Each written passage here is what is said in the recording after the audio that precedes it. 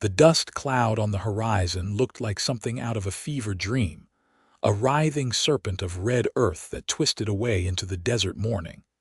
And when Helena Fairmont finally stopped coughing long enough to realize what it meant, her heart dropped into her stomach like a stone down a well. They were gone.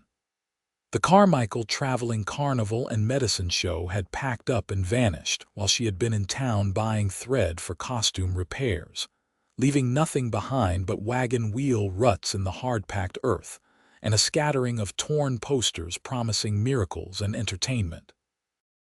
She stood there in her performance dress, the sequined blue fabric already gathering dust, clutching her carpetbag with white knuckles as the September heat of 1883 beat down on her bare shoulders.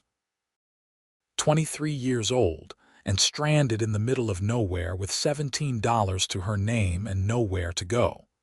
Globe, Arizona was not much to look at in the harsh light of mid-morning. The mining town sprawled across the landscape, like someone had taken a handful of buildings and tossed them carelessly at the base of the Pinal Mountains. Helena could see the main street from where she stood on the empty lot where the carnival had been, could count maybe 24 structures that looked permanent enough to survive a strong wind.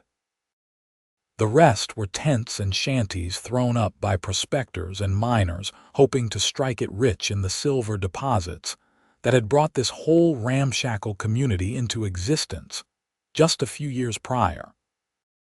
She walked slowly toward the town proper, her performance shoes kicking up little puffs of dust with each step. The carpetbag felt heavier with every yard, as though the weight of her situation was somehow transferring itself into her belongings. Everything she owned in the world was in that bag.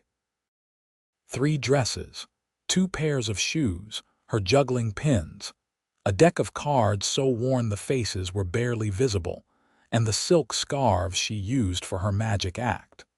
5 years traveling with the carnival, 5 years of barely scraping by, and this was what she had to show for it. The main street of Globe was already bustling despite the heat. Miners trudged toward the shafts on the outskirts of town, their faces set in grim determination. A few women in practical calico dresses swept storefronts or carried baskets of goods. Helena felt acutely aware of how out of place she looked in her costume, how the sequins caught the light and drew every eye. She ducked her head and hurried toward what looked like a general store, hoping to find some information about a boarding house or somewhere she could stay while she figured out her next move. She was so focused on not meeting anyone's gaze that she nearly collided with the horse. The animal sidestepped with a snort, and Helena stumbled backward, dropping her carpetbag. Strong hands caught her shoulders, steadying her before she could fall into the dust. She looked up into a pair of startlingly green eyes set in a sun-weathered face beneath the brim of a battered hat. "Easy there," the man said, his voice a low drawl that seemed to match the lazy way he was looking at her. "You all right?" Helena nodded, too flustered to speak. The man was tall, well over 6 feet, with broad shoulders and the lean build of someone who spent most of his time in the saddle.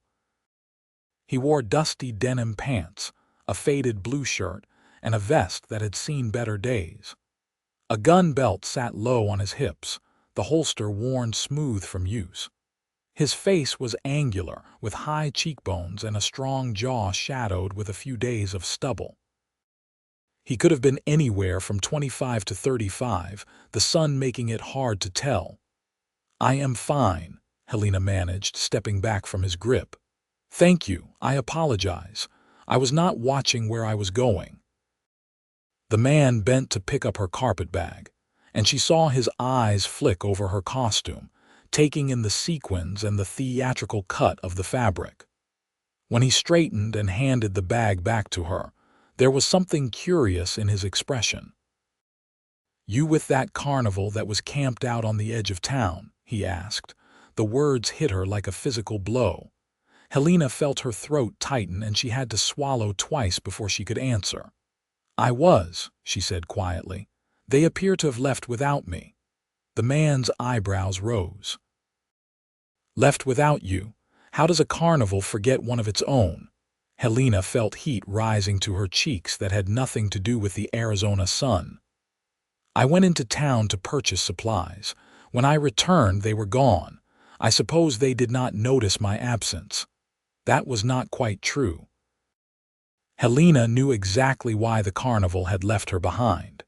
She had caught Silas Carmichael, the carnival owner's son, stealing from the take 3 days ago and had threatened to expose him. He must have convinced his father to abandon her here rather than risk her telling the other performers. But she was not about to explain all that to this stranger, no matter how kind his eyes seemed. The man was quiet for a long moment, studying her face. Then he glanced around the street, taking in the curious looks they were drawing from passers-by. You have a place to stay? Not yet, Helena admitted. I was just looking for a boarding house. There is one about 3 buildings down on the left, the man said, pointing. Mrs. Sullivan runs it. She is fair, but the rates are steep for what you get, mining town prices. He paused, then seemed to come to some decision. Look, I do not mean to pry into your business, but if you are looking for work, this town could use your talents. Helena blinked at him.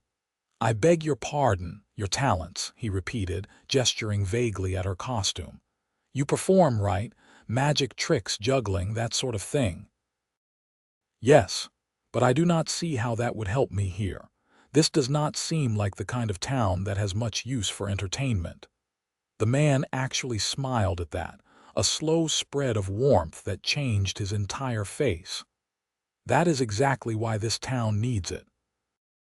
You have 300 men working themselves to death in silver mines, living in tents and shanties, spending their evenings drinking rot-gut whiskey in saloons because there is nothing else to do. Trust me, they would pay good money to see something different, something that reminds them there is more to life than digging in the dark. Helena considered this.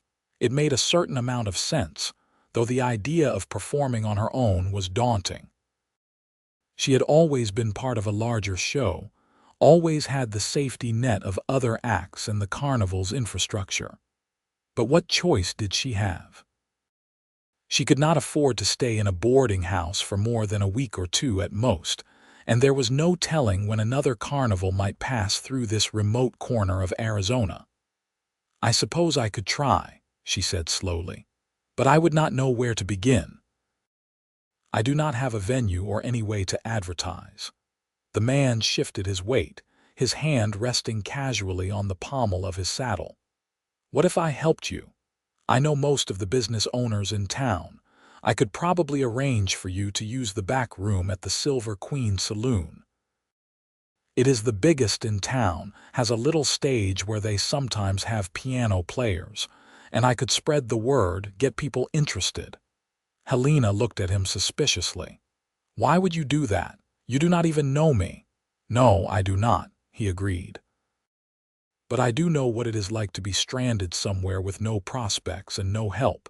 Someone gave me a chance when I needed it. Figure I should pass that along when I can. He extended his hand. Name is Isaac Xavier. I run a small cattle operation about 5 miles outside town. Spend most of my time these days supplying beef to the mining camps in the town. Helena hesitated only a moment before taking his hand. His grip was firm and warm, calloused from hard work. Helena Fairmont, and I appreciate the offer, Mr. Xavier, truly, but I do not want charity. It is not charity, Isaac said, releasing her hand. If you can provide entertainment that keeps the miners in town spending their money instead of riding out to the camps or causing trouble, the business owners will be happy. And if they are happy, they are more likely to buy my beef at fair prices. So really, I am being selfish. He said it with such a straight face that it took Helena a moment to realize he was joking. Despite everything, she felt a smile tugging at the corners of her mouth. That is a very creative justification, Mr. Xavier. Call me Isaac, he said. And what do you say? Want to give it a try? Helena looked around the dusty street, at the ramshackle buildings and the hard-faced miners and the unforgiving landscape stretching in every direction. She thought about her $17 and her limited options, and the fact that the next town of any size was probably days of travel away through country. She had no idea how to navigate. Then she looked back at Isaac Xavier, at his steady green eyes and the faint smile still playing at the corners of his mouth, and she made her decision. "All right," she said. "I will give it a try." The boarding house Isaac had pointed out was a narrow two-story building with a sagging porch and faded paint. Mrs. Sullivan turned out to be a stern-faced woman in her 50s with steel-gray hair, pulled back in a tight bun, and eyes that took in every detail of Helena's appearance in one swift glance. She quoted a price of $3 a week for a small room with 2 meals a day, which Helena knew was outrageous but had no choice but to accept. She paid for 2 weeks upfront, watching her precious savings dwindle with a sick feeling in her stomach, and followed Mrs. Sullivan up a narrow staircase to a room that was barely large enough for the narrow bed and washstand it contained. "No men allowed upstairs," Mrs. Sullivan said firmly. "No alcohol in the rooms. No loud noises after 9 in the evening. Breakfast is at 6, supper is at 6. If you miss it, you do not eat. Understood?" "Yes, madam," Helena said quietly. Mrs. Sullivan's expression softened just slightly. "I saw you talking to Isaac Xavier out front. That is a good man, one of the few around here worth knowing. If he is helping you, you are in good hands. But you watch yourself anyway. This is a rough town, and a woman alone has to be careful." "I will be careful," Helena promised. After Mrs. Sullivan left, Helena sat on the edge of the narrow bed and let herself feel the full weight of her situation for the first time. She was alone in a strange town with no friends, no connections, and barely any money. The Carnival had been her home for 5 years, the only real family she had known since her parents died of cholera when she was 17. The other performers had not been particularly kind or welcoming, but at least they had been familiar. At least she had known what to expect from day to day. Now she had nothing but the word of a stranger that she might be able to make a living here. And even if Isaac Xavier was as good as his word, even if she could perform and earn money, how long could she sustain that? A few weeks? A few months? What happened when the novelty wore off and the miners grew tired of her act? Helena forced herself to take a deep breath and push those thoughts away. She could not afford to fall apart now. She needed to focus on the immediate future, on getting through the next few days and weeks. Everything else would have to wait. She changed out of her performance dress and into one of her plain cotton gowns, then washed her face and hands in the basin on the washstand. The water was lukewarm and smelled faintly of minerals, but it felt good to scrub away the dust and sweat of the morning. She was just pinning her dark hair back into a neat bun when she heard a knock at her door. Isaac Xavier stood in the hallway, hat in hand. He had cleaned up since their encounter on the street, his face freshly shaved and his shirt changed to a cleaner one, though still well worn. Mrs. Sullivan hovered behind him on the stairs, clearly prepared to enforce her no men upstairs rule if necessary. "I talked to Bill Harrison, who owns the Silver Queen," Isaac said without preamble. "He is willing to let you use the back room for performances. He will take 20% of whatever you charge for admission, and you can keep the rest. I told him you would start tomorrow night if that works for you." Helena felt her heart start to race. Tomorrow night. That gave her barely 24 hours to prepare, to figure out what she was going to perform and how to make it work without the props and support she was used to having. But she forced herself to nod calmly. Tomorrow night will be fine. What do you think I should charge? 2 bits to get in, Isaac said. That is low enough that most miners can afford it, but high enough that you will make decent money if you get a good crowd.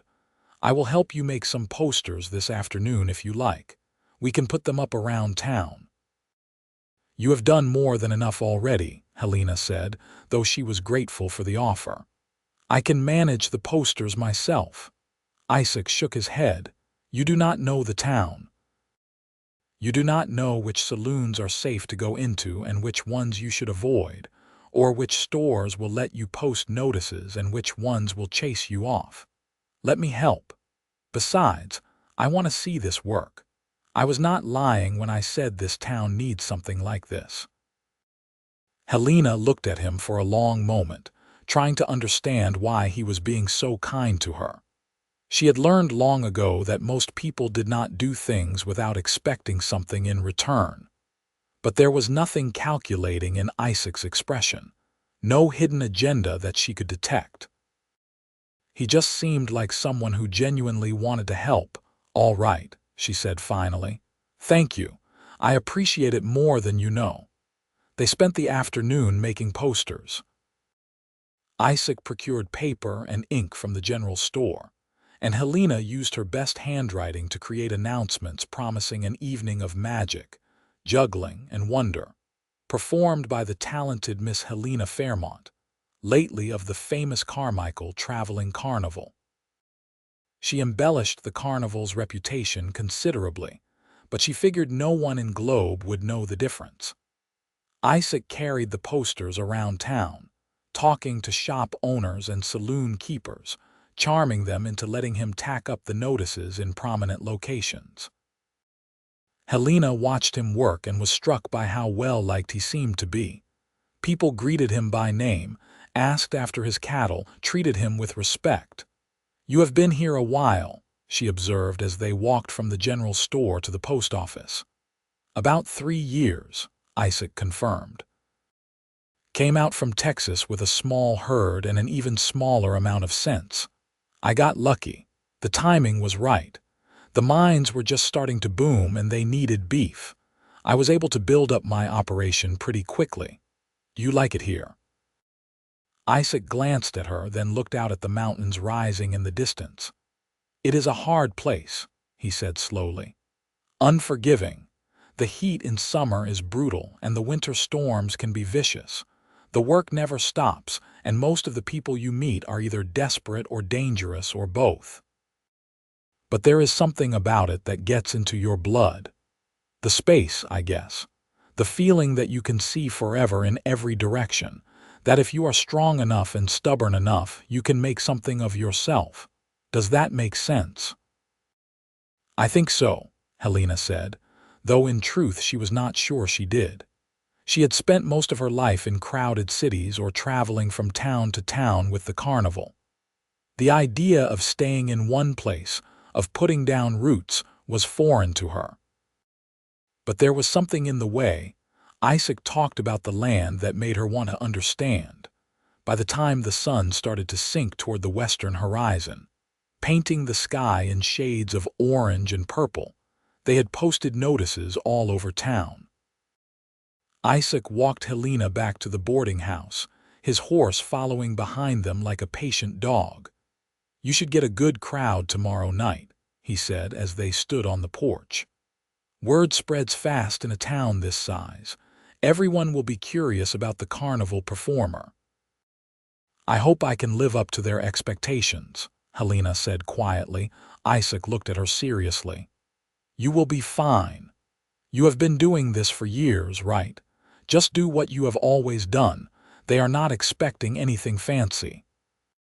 They just want to be entertained for a little while, to forget about the back-breaking work and the dust and the heat. You can give them that. Helena wanted to believe him. She wanted to feel the confidence he seemed to have in her. But all she could think about was the fact that she had always had other performers to fall back on, had always been part of a larger show. Now it was just her, alone on a stage, with no one to cover for her mistakes. "Thank you for everything you have done today," she said instead of voicing her fears. "I do not know how I would have managed without your help." "You would have figured it out," Isaac said with certainty. "You seem like the kind of person who always lands on her feet." He settled his hat back on his head and gathered his horse's reins. "I will see you tomorrow night. I will be in the front row." He tipped his hat to her and swung up into his saddle with easy grace, then rode off down the street. Helena watched him go, feeling oddly bereft. It was strange how quickly she had come to rely on his presence, on his steady confidence and easy kindness. She barely knew him, but already she found herself looking forward to seeing him again. She went inside to the dining room for supper, which turned out to be a surprisingly good beef stew and fresh bread. The other boarders were all men, miners and prospectors who ate in silence and left as quickly as they could. Helena was grateful for their lack of interest in her. She was too nervous about the next evening to make small talk. That night, lying in her narrow bed and listening to the unfamiliar sounds of the town outside her window, Helena went through her act in her mind. She would start with juggling, which always drew a crowd and got people's attention. Then some card tricks, the simple ones that looked impressive but were not too difficult to pull off. After that, the silk scarves and sleight of hand magic that had always been her specialty. She would finish with her favorite trick, the one where she made a coin appear to pass through a solid table. It was all misdirection and practice, but it never failed to amaze people. She could do this. She had to do this. Failure was not an option. The next day passed in a blur of anxiety. Helena spent the morning practicing in her room, running through each trick over and over until her hands moved automatically. She had lunch at a small restaurant near the boarding house, forcing herself to eat even though her stomach was tied in knots. In the afternoon, she took her costume to a woman who did laundry and pressing, paying precious coins to have the sequins cleaned and the fabric freshened. She wanted to look her best, to appear professional and polished. As evening approached, Helena dressed carefully in her performance outfit, pinning her hair into an elaborate arrangement and applying a touch of rouge to her cheeks and lips. She looked at herself in the small, cloudy mirror above the washstand and barely recognized the woman staring back. She looked confident, poised, ready. She only hoped the exterior matched what was happening inside. The Silver Queen Saloon was already crowded when Helena arrived just before 7. The main room was packed with miners and townspeople, all drinking and talking loudly. The air was thick with smoke and the smell of unwashed bodies and spilled alcohol. Helena made her way through the crowd to the back room, where Bill Harrison, a portly man with impressive mutton chops, was waiting for her. "You have got a full house," he said, looking pleased. "Standing room only. They are all curious about you. Try not to disappoint them, all right. I've got a reputation to maintain." Helena nodded, not trusting herself to speak. She could hear the noise from the crowd, could feel the weight of their expectations pressing down on her.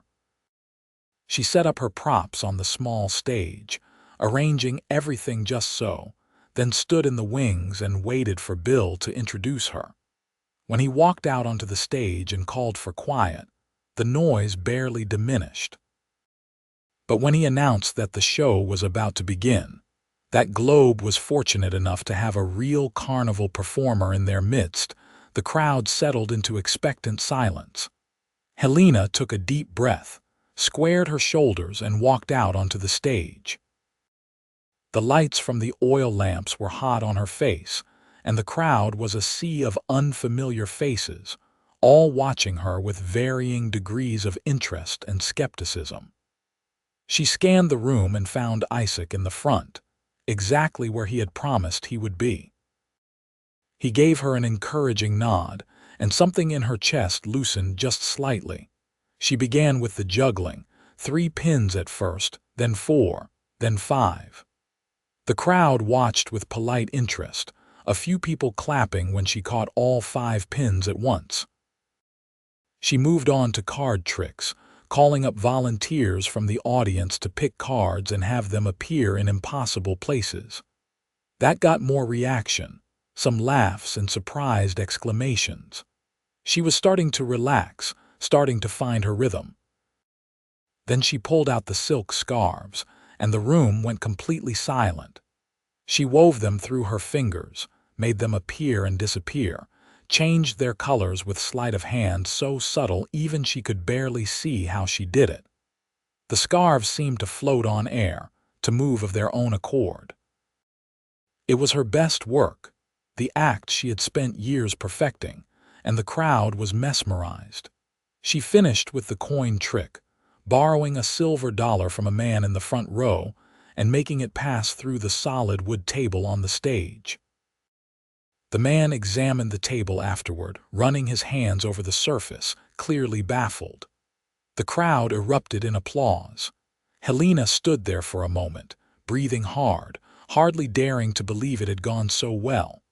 Then Bill was beside her, grinning widely and counting out bills. 87 people paid to get in, he said. Minus my 20%, that is about $17 for you. Not bad for an hour's work. $17. As much as she had had to her name when she arrived in Globe yesterday. Helena took the money with shaking hands, hardly able to process it. She had done it. She had actually done it. The crowd pressed forward, minors wanting to talk to her, to ask how she did her tricks, to tell her how much they had enjoyed the show. Helena answered as best she could, deflecting questions about her methods and accepting compliments with as much grace as she could muster. Through it all, she was aware of Isaac waiting patiently at the edge of the crowd. When the crowd finally dispersed and people started drifting back to the main room of the saloon, Isaac approached her. "That was incredible," he said simply. "You are really talented, Helena." The use of her first name sent a little thrill through her, though she was not quite sure why. "Thank you," she said. "And thank you for encouraging me to do this. I do not think I would have had the courage without your help." "You would have found it eventually," Isaac said, "but I am glad I could help." He glanced toward the door, where the night sky was visible beyond the smoky interior of the saloon. "Can I walk you back to the boarding house? It is not safe for a woman alone after dark." Helena gathered her props and followed him out into the cool evening air. The temperature had dropped significantly since the afternoon, and she shivered slightly in her thin costume. Isaac immediately shrugged out of his jacket and draped it over her shoulders. It was warm from his body heat and smelled like leather and horses and something else she could not quite identify, something distinctly masculine. "You do not have to do that," she protested. "You will be cold." "I will be fine," Isaac said. "I am used to it." They walked slowly through the quiet streets, their footsteps echoing off the buildings. Helena was acutely aware of Isaac beside her, of the solid warmth of his presence. She had known him for less than 2 days, but already he felt familiar in a way that should have been impossible. "Will you do more shows?" Isaac asked as they turned onto the street where the boarding house stood. "I think so," Helena said, "if people keep coming." Bill seemed pleased with the turnout. "They will keep coming," Isaac assured her. "You gave them something they have not had in months, maybe years. Something beautiful and mysterious and completely different from their daily lives. They will be back, and they will bring their friends." Helena hoped he was right. $17 was good money, but it would not last long, especially with the boarding house rates. She would need to perform regularly to make a real living here.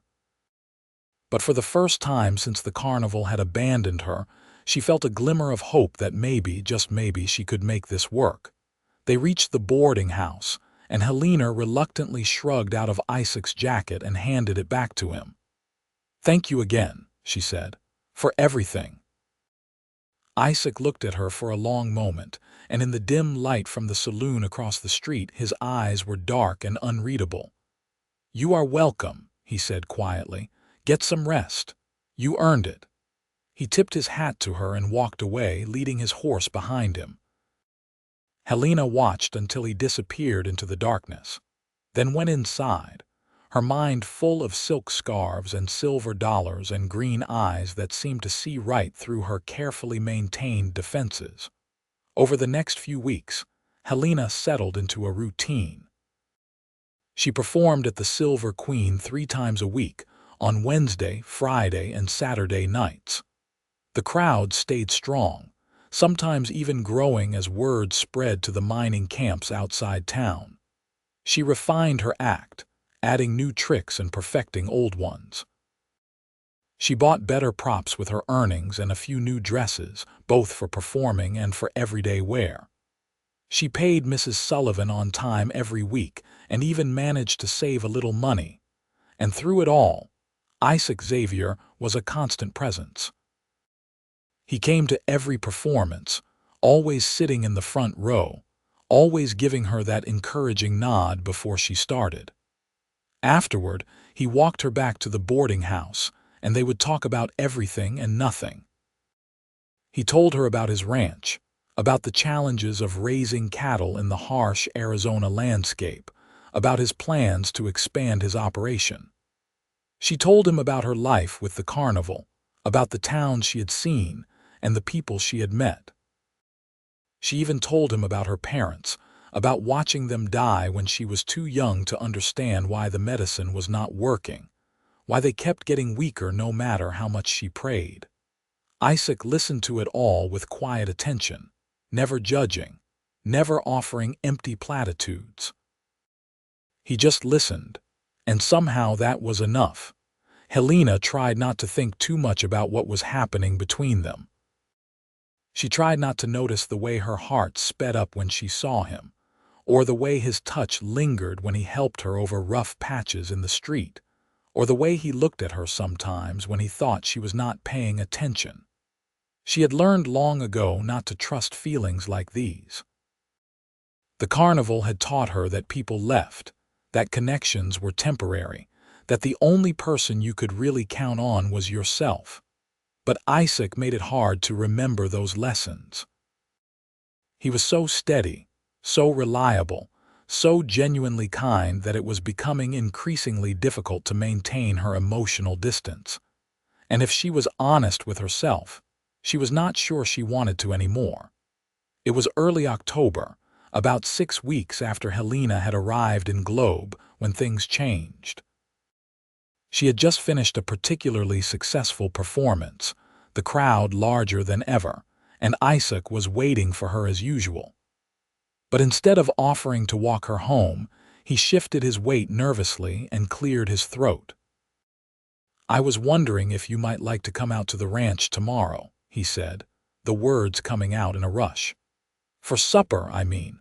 I know you do not have a performance scheduled, and I thought maybe you would like to see the place. I am not much of a cook, but I can manage a decent steak, and the view of the sunset from the porch is something special." Helena felt her breath catch in her throat. This felt different from their previous interactions, more deliberate, more intimate. A line was being crossed, and they both knew it.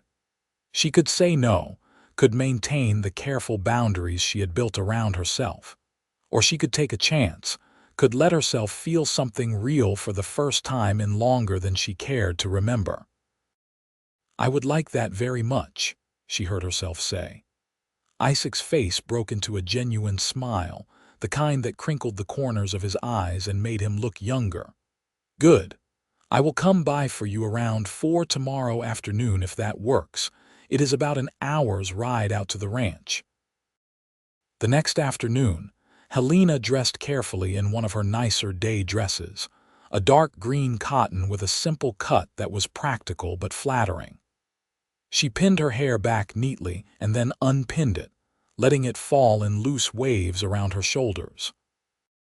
Then she pinned it back again, feeling ridiculous for caring so much about her appearance. This was just supper, just 2 friends sharing a meal, Nothing more, except it felt like more and she knew it. Isaac arrived precisely at 4 on a sturdy bay horse, leading a gentle-looking mare for Helena to ride. "This is Daisy," he said, patting the mare's neck. "She is the most patient horse I have ever known. She will take good care of you." Helena had ridden a little bit when she was younger, before her parents died, but it had been years. She was relieved when Isaac helped her into the saddle and Daisy stood perfectly still, waiting for her to get settled. They rode out of town at an easy pace, heading west toward the mountains. The landscape was harsh but beautiful in its own way. The earth was red and rocky, dotted with saguaro cacti and scrubby mesquite trees. In the distance, the Pinal Mountains rose against the sky, their peaks still holding a hint of snow from the previous winter. The air was clear and dry, carrying the scent of sage and dust. Isaac's ranch, when they reached it, was modest but well-maintained. The house was a simple adobe structure with a covered porch and a few windows. Behind it were a barn, several corrals, and a windmill that creaked as it turned in the breeze. Cattle grazed in the distance, their forms dark against the reddish earth. "It is not much," Isaac said, dismounting and helping Helena down from Daisy, "but it is mine." Helena looked around, taking in the neat fences and the well-tended garden beside the house and the way everything seemed to fit naturally into the landscape. "It is wonderful," she said honestly. "You have built something real here." Something in Isaac's expression softened. "Come on," he said. "Let me show you around." He gave her a tour of the property, pointing out where he planned to expand the corrals, the new breeding stock he had purchased last month, the irrigation system he was working on for the garden. His enthusiasm was infectious, and Helena found herself genuinely interested in the details of ranch life. There was something appealing about the permanence of it, the way Isaac was building something that would last. When the tour was finished, Isaac started a fire in the outdoor cooking area and prepared steaks while Helena sat on the porch and watched the sun sink toward the horizon. He had been right about the view. The sky turned brilliant shades of orange and pink and purple, the colors reflecting off the mountains and painting the whole world in fire. It was the most beautiful thing Helena had seen in a long time. They ate on the porch as the stars began to emerge, the steaks perfectly cooked and served with beans and fresh bread. Isaac had even managed to procure a bottle of wine from somewhere, though he admitted with a self-deprecating grin that he had no idea if it was any good. "It is perfect," Helena assured him, sipping the wine and feeling it warm her from the inside. "All of this is perfect." Isaac looked at her across the small table, and in the lamplight his expression was serious. "Helena, I need to tell you something, and I hope it does not make things awkward between us." Helena set down her wine glass, her heart suddenly pounding. "All right. I know we have only known each other for a few weeks," Isaac began slowly. "And I know your life has been uncertain lately, that you are probably still figuring out what comes next. But I need you to know that these past weeks have meant something to me. You have meant something to me. When I am around you, everything feels lighter somehow. Easier. Like the world is not quite as hard as it usually is." Helena felt tears prick at the corners of her eyes. "Isaac, let me finish," he said gently. "I am not trying to pressure you into anything. I know you might not feel the same way, or you might not be ready for this kind of thing. But I needed to be honest with you. I care about you, Helena. More than I probably should after such a short time." Helena stood up from the table and walked to the edge of the porch, looking out at the darkening landscape. She could feel Isaac behind her, waiting patiently for her response. She thought about the carnival leaving her behind, about all the years of never staying in one place, never forming real connections, never letting herself want more than the temporary safety of constant movement. She thought about how tired she was of that life, how lonely it had been even when she was surrounded by people.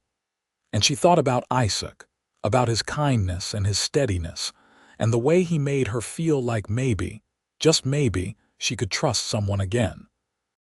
She turned to face him, and whatever he saw in her expression made him stand and cross the porch to her.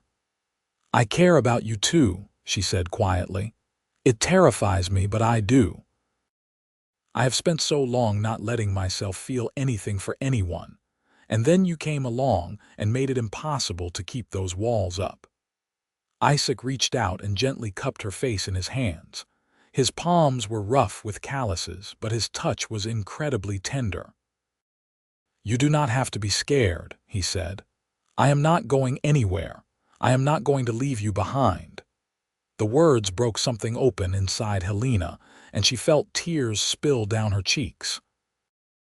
Isaac wiped them away with his thumbs, and then he was kissing her, soft and careful and full of unspoken promises. Helena kissed him back, letting herself fall into the moment, into the feeling of being wanted and cared for and safe. When they finally pulled apart, both breathing hard, Isaac rested his forehead against hers. "Stay," he whispered. "Not just tonight, but in Globe. Stay and build a life here with me." It was too fast, too much, too soon. Helena knew that logically. But her heart, that traitorous organ that had been locked away for so long, was screaming yes. "I do not know if I can," she admitted. "I do not know how to stay in one place. I do not know how to be with someone like this." "We will figure it out together," Isaac said. "I do not have all the answers either, but I know that what we have is worth trying for. Is that enough?" Helena thought about it, really thought about it, and then she smiled, feeling lighter than she had in years. "Yes," she said, "that is enough." They stood on the porch for a long time after that, wrapped in each other's arms, watching the stars emerge in the vast Arizona sky. Helena felt something settle inside her, something that had been restless and anxious for as long as she could remember. She was still scared, still uncertain about the future, but for the first time she could see a path forward that did not involve running away. Isaac insisted on riding back to town with her that night, even though it meant an extra 2 hours in the saddle for him. They rode slowly, reluctant to let the evening end.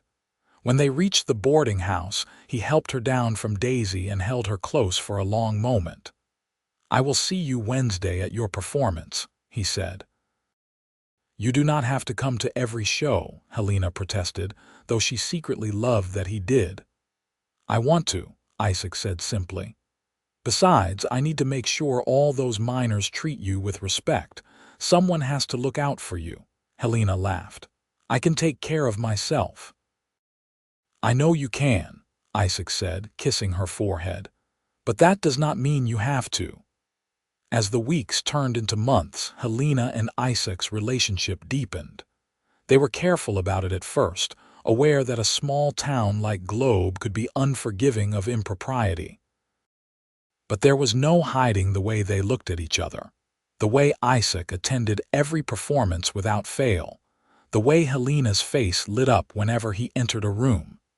Helena continued to perform at the Silver Queen, her shows becoming a staple of Globe's limited entertainment offerings.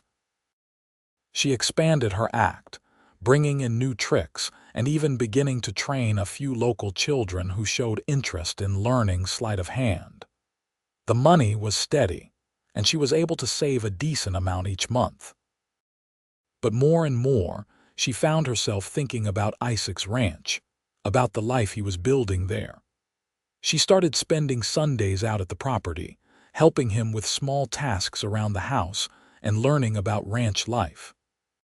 He taught her to ride properly, to recognize the signs of a sick cow, to read the weather by watching the clouds over the mountains. She taught him card tricks and made him laugh with stories from her carnival days. It was on a cold December afternoon, with the first real winter storm threatening on the horizon, that Isaac brought up the future again. They were sitting in his small living room, a fire crackling in the hearth, drinking coffee and watching the clouds gather.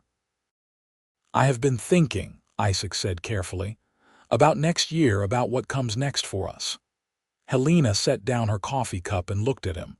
"What have you been thinking?" "I want you here permanently," Isaac said bluntly, "not just visiting on Sundays. I want you to live here, to make this your home. I want to marry you, Helena, if you will have me." Helena felt her breath catch. They had been dancing around this topic for weeks, both of them aware that their relationship was heading in this direction, but neither quite willing to take the final step. "Isaac, I do not know if I would make a good wife. I do not know anything about running a household or being a rancher's wife.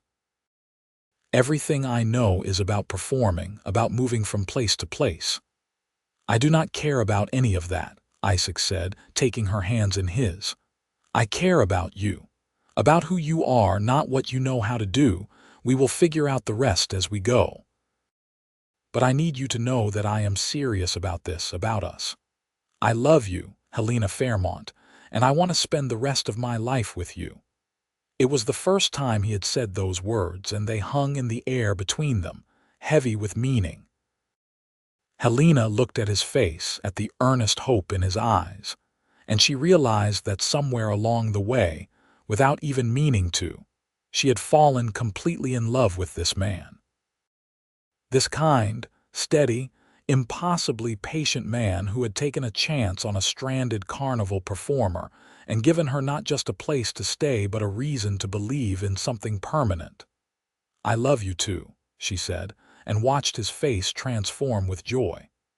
"And yes, I will marry you. I do not know how to be a rancher's wife, but I will learn. I want to learn. I want to build a life with you." Isaac pulled her into his arms and kissed her deeply, and Helena felt the last of her defenses crumble. She was tired of protecting herself, tired of holding back. She wanted this. She wanted him. She wanted the life they could build together. They were married 3 weeks later on a cold January morning in 1884 in the small church that served Globe and the surrounding area. The ceremony was simple, with just a handful of friends in attendance. Bill Harrison from the Silver Queen stood as Isaac's witness, and Mrs. Sullivan, who had softened considerably toward Helena over the months, stood as hers. Helena wore a new dress she had made herself, a pale blue wool that brought out her eyes. Isaac wore his best suit, which was still a bit worn at the elbows but clean and neat. The preacher spoke about commitment and partnership and building a life together. Helena barely heard him. She was too focused on Isaac, on the way he was looking at her like she was the most precious thing in the world, on the promises they were making to each other. When it came time for the vows, her voice was steady and clear. She meant every word. After the ceremony, there was a small celebration at the Silver Queen. Helena performed one last show as a single woman, pulling out all her best tricks to the delight of the assembled crowd. It was bittersweet, knowing that this chapter of her life was ending. But when Isaac took her hand and led her outside to the wagon he had prepared for the journey back to the ranch, she felt nothing but excitement for what came next. The ranch became Helena's home in more than just name. She learned to cook on the wood stove, to tend the garden, to preserve food for the winter. She learned to handle the chickens Isaac brought home one day and to milk the cow he purchased from a neighbor. She was not naturally gifted at any of these tasks, and there were plenty of disasters along the way: burned meals, gardens overtaken by weeds, bread that came out of the oven hard as a brick. But Isaac was patient, and slowly she improved. She also continued to perform, though less frequently. Once a month she would go into town and put on a show at the Silver Queen, and the crowds were as enthusiastic as ever. The money was useful, helping to fund improvements to the ranch, but more than that, Helena found she missed performing when she did not do it regularly. It was part of who she was, and Isaac never once suggested she should give it up completely.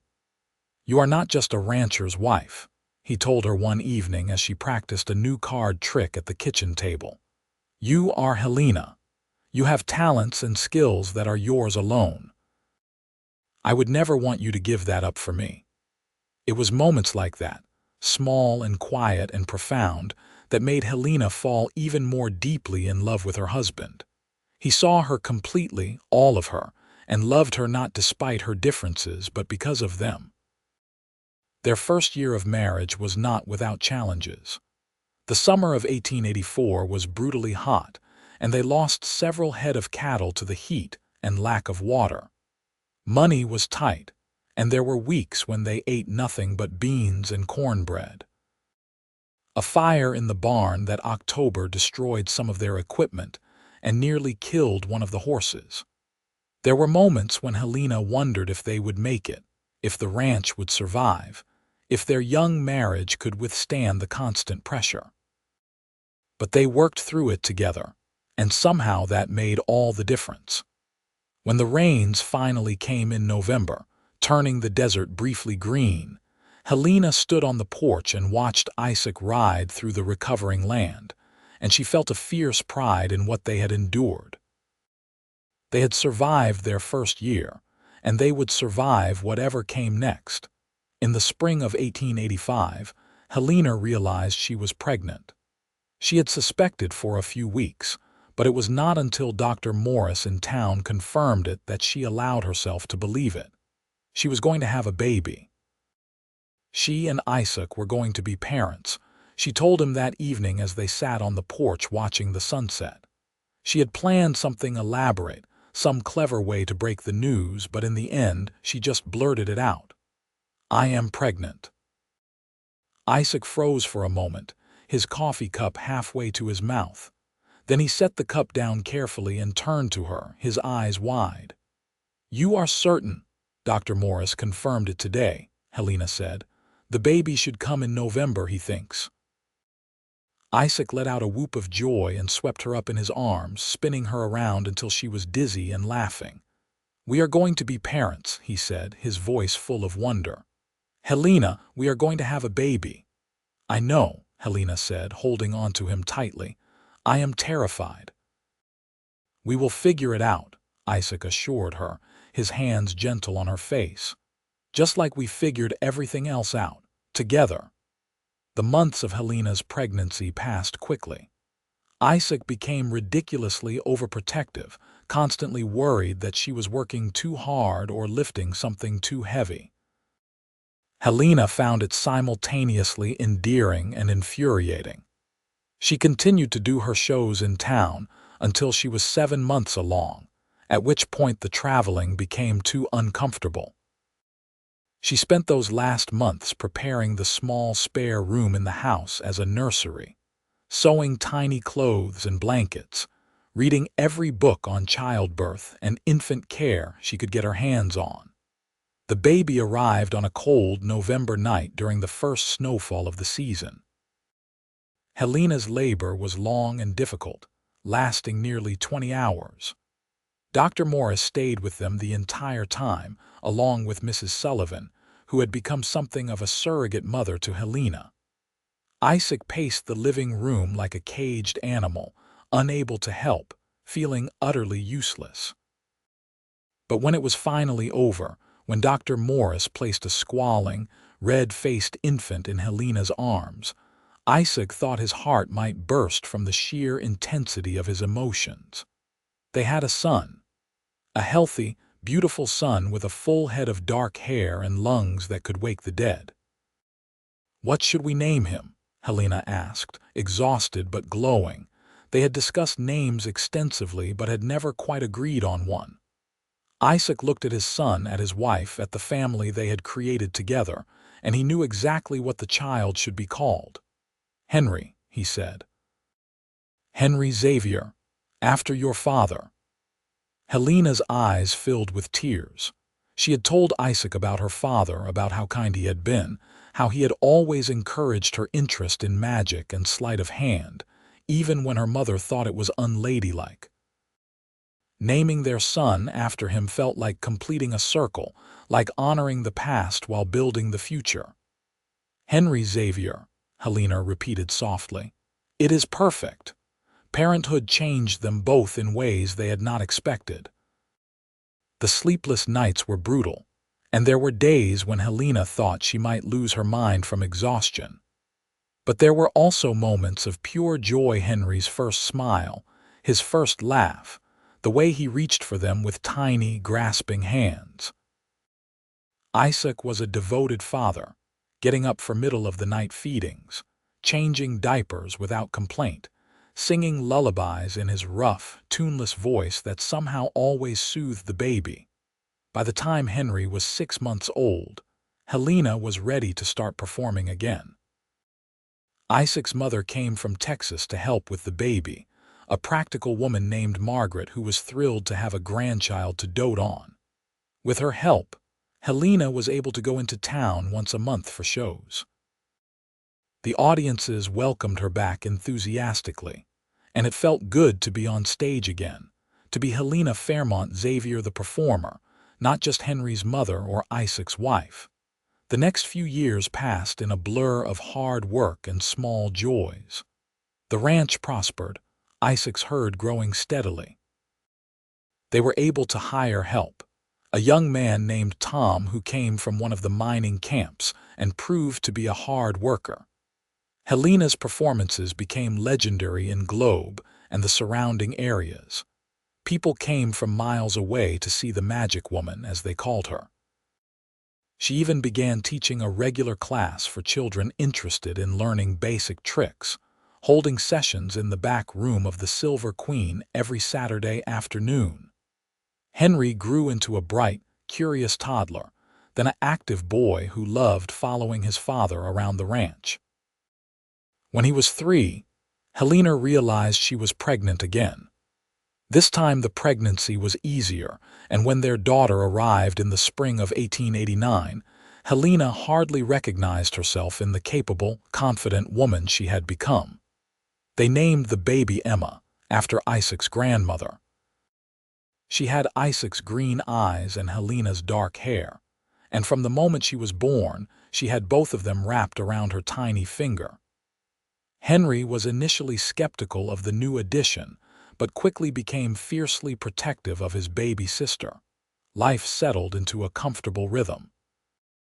Isaac continued to expand the ranch, eventually purchasing adjacent land and nearly doubling their property.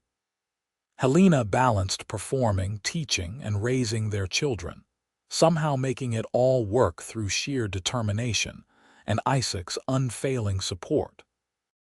They had struggles a drought in 1891 that nearly bankrupted them, a bout of scarlet fever that swept through Globe and terrified them when Henry caught it, the constant challenges of making a living in such unforgiving country. But they had each other, and they had built something solid and real.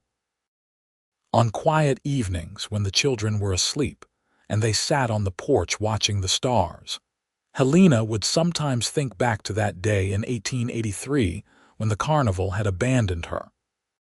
She would remember the fear and desperation she had felt, standing in that empty lot with nothing but a carpet bag and $17 to her name, and she would feel nothing but gratitude.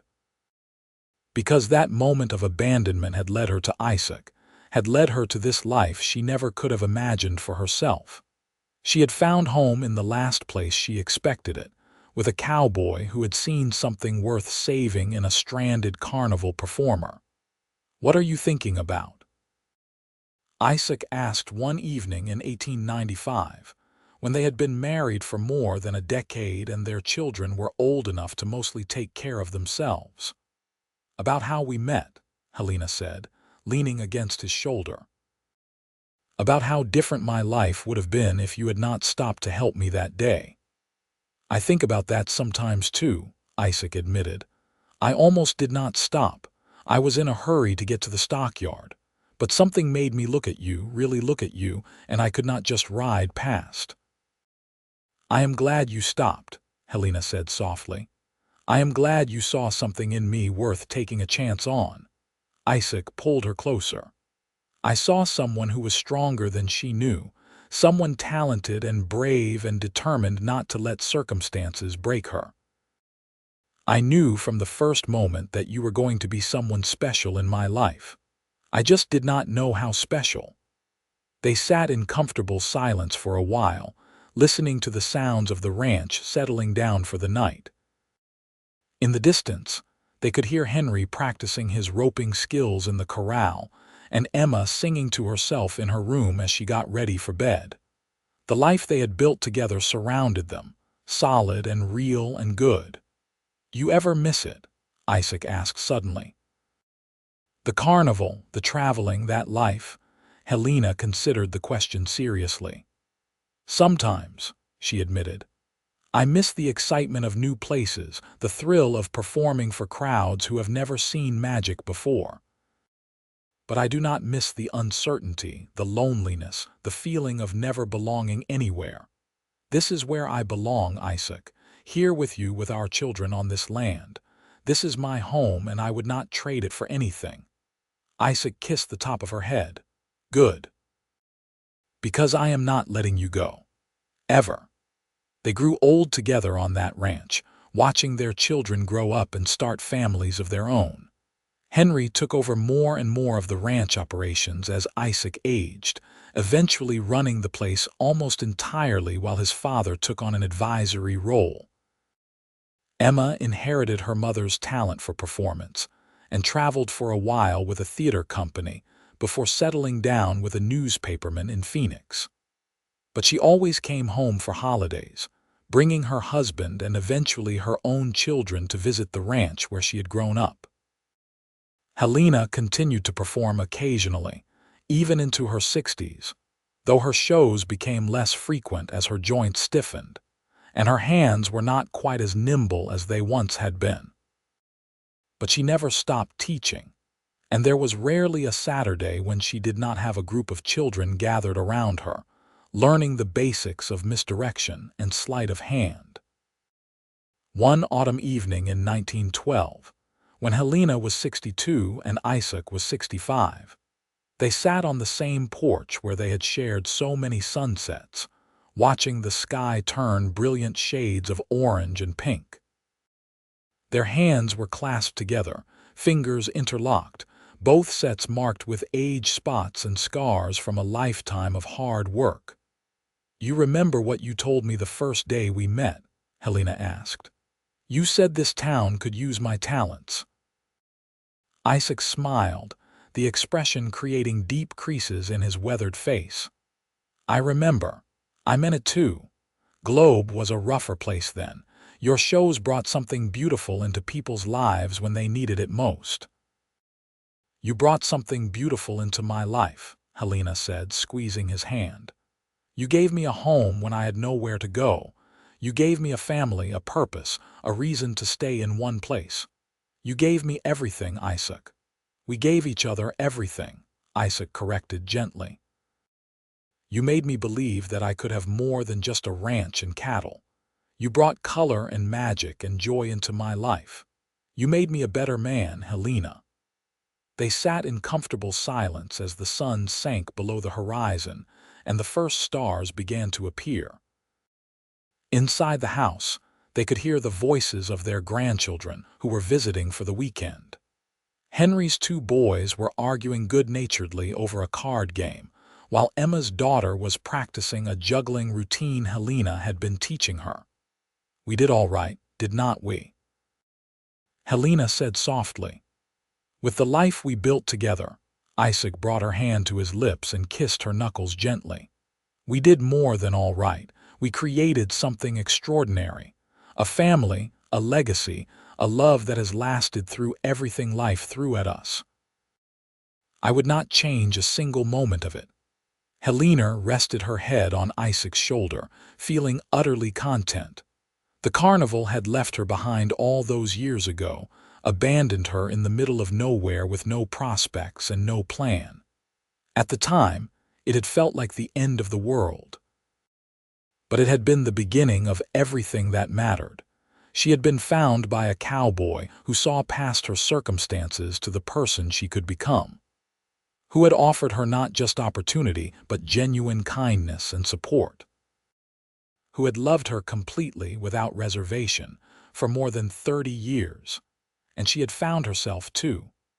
Not the Helena Fairmont who had performed with the Carnival, always moving, never settling, never letting herself want more than temporary safety, but Helena Xavier, wife and mother and teacher and performer, a woman who had put down roots in this harsh, beautiful land and had grown something lasting and true. The desert wind picked up, carrying the scent of sage and the distant sound of cattle lowing.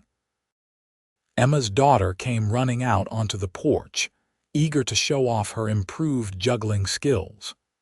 Henry appeared with his sons, wanting to discuss plans for the next day's work on the ranch. The evening filled with the noise and chaos of family, with love and laughter and the comfortable rhythms of a life well lived. As the years continued to pass, Helena and Isaac remained devoted to each other and to the family and community they had built. Isaac passed away peacefully in his sleep in 1918 at the age of 71, with Helena holding his hand. She grieved deeply, but found comfort in their children and grandchildren, in the legacy they had created together. She lived another 15 years, continuing to teach magic to local children and tell stories about the early days of Globe, about the carnival that had left her behind and the cowboy who had changed her life. When Helena passed in 1933, she was surrounded by her family in the same ranch house where she and Isaac had raised their children. Her last words were about Isaac, about how she would see him soon, about how grateful she was for the life they had shared. She was buried next to him on a hill overlooking the ranch, and their headstones bore simple inscriptions that captured the essence of their love. Together forever on his, and home at last on hers. The ranch remained in the family for generations, a testament to the determination and love of the two people who had built it from nothing. The Xavier name became respected throughout Arizona, associated with hard work, integrity, and community service. And in Globe, they still told stories about Helena Fairmont Xavier, the carnival performer who had been abandoned by fate and found by love, who had brought magic and beauty to a rough mining town and had stayed to build something lasting. It was a story of second chances and unexpected grace, of finding home in the most unlikely places. It was the story of a woman who had thought herself lost, discovering that she had actually been exactly where she needed to be. And it was a love story, pure and simple, between two people who had taken a chance on each other and had built something extraordinary from that leap of faith. The carnival had left her behind without warning. A cowboy had found her and told her the town could use her talents. And from that simple beginning had grown a love that lasted a lifetime, a family that spanned generations, and a legacy that would endure long after they were gone. On summer evenings, when the desert wind whispered through the mesquite trees, and the stars emerged brilliant in the vast Arizona sky, people sometimes swore they could still hear the echo of Helena's laughter on the breeze, could almost see Isaac's tall form silhouetted against the sunset. The ranch stood as a monument to their love, to the life they had carved out of the harsh landscape through sheer determination and devotion to each other. Their great-grandchildren would eventually take over the operations, modernizing where necessary, but always maintaining the core values that Helena and Isaac had established. The land continued to produce, the cattle continued to thrive, and the Xavier name remained synonymous with quality and integrity throughout the region. But more than the business success, it was the story of Helena and Isaac that endured, passed down through the generations as a reminder that sometimes the worst moments in life can lead to the greatest blessings, that love can be found in the most unexpected places, And that home is not where you come from, but where you choose to stay. And so their story concluded not with a dramatic flourish, but with the quiet satisfaction of a life well lived, a love well earned, and a legacy well established.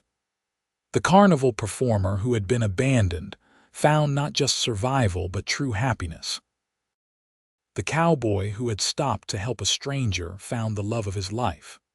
Together, they built something that lasted far beyond their own years, a testament to the power of kindness, courage, and enduring love. In the end, that was all that mattered. Not the hardships they had faced or the obstacles they had overcome, but the simple fact that they had found each other, had chosen each other, and had spent their lives building something beautiful together. The town of Globe, Arizona, had indeed needed Helena Fairmont's talents, but Isaac Xavier had needed her even more, and she had needed him. They had saved each other in all the ways that mattered, and their love had become the foundation for everything that followed. The sun continued to rise and set over the ranch. The seasons continued to change, and life continued to flow forward as it always does. But the love story of Helena and Isaac remained constant, a beacon of hope and proof that even when the world seems to abandon you, sometimes fate is actually setting you on the path to exactly where you belong.